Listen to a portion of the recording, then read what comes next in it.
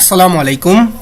আজকে আমরা calculus 2 chapter 4 এর বি এক্সাম্পল নাম্বার 31 নিয়ে আলোচনা করব। তো আজকের ক্লাসে সকলকে স্বাগত। তো আমরা শুরু করতে যাচ্ছি ক্যালকুলাস 2 চ্যাপ্টার 4 এর বি এক্সাম্পল 31।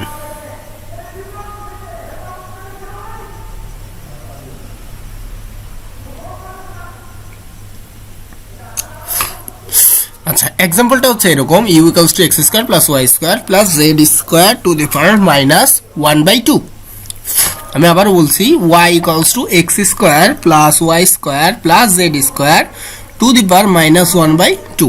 আর আমাদের প্রমাণ করতে হবে del square u of del x square plus del square u of del y square plus del square u of del z square equals to হচ্ছে 0। তো এটা আমরা কিভাবে প্রমাণ করব? তো এটা প্রমাণ করার জন্য আমরা যেটা করব সেটা হচ্ছে, আমরা প্রথমে del u of del x বের করে নেব। অর্থাৎ এটাকে যদি আমরা x to the power n এর ফর্মুলায় ফেলি তাহলে মাইনাস হাফ এটা আসে। আর এই যে যেহেতু এটা এক্স ছিল না, সেহেতু এটাকে যদি আবার করি এক্স স্কোয়ার করলে 2x, বাকিগুলো কনস্ট্যান্ট 0 হয়ে যাবে। ওকে, এখন আমরা যে কাজটা করলাম, এই যে এই 2 আর এই 2 কাটাকাটি করে দিলাম, তাহলে এখানে একটা মাইনাস থাকলো আর এক্সটা আমরা সামনে লিখলাম। ওকে, এছাড়া এখানে আর তেমন কোনো কাজ করা হয়নি। ক্লিয়ার? এখন আমরা যা করব, আরেকবার করব। তাহলে দ্বিতীয়বার করলে এটা আসলো। আচ্ছা, তাহলে এখন এটা এই যে ইউভির ফর্মুলায় পড়ে গেল, তাহলে আমরা ইউভির ফর্মুলাটা খাটালাম এখানে। হ্যাঁ, ইউভির ফর্মুলা খাটালাম। ইউভির ফর্মুলা আমরা সবাই জানি। ওকে, তাহলে এইটাকে যদি আমরা একটু সুন্দর করে লিখি তাহলে এরকম আসবে, কাটাকাটি করে গুণ করে। ওই যে এই পাশে একটা এক্স ছিল আগে। ওকে, তো এখন আমরা যে কাজটা করব সেটা হচ্ছে সুন্দর করে এখান থেকে x square plus y square plus z square to the power minus 5/2 এই অংশটাকে কমন নেব। কমন নিলে আমাদের এই অংশটা চলে আসবে। ওকে,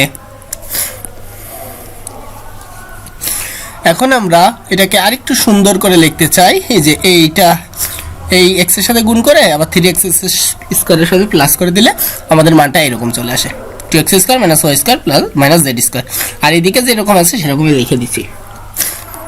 ওকে, তাহলে আমরা অনুরূপভাবে del square u of del y স্কোয়ারের মানটাও লিখে দিলাম।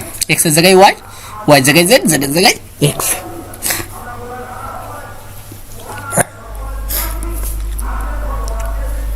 আবার অনুরূপভাবে আমরা del square u of del z স্কোয়ারটাও লিখব।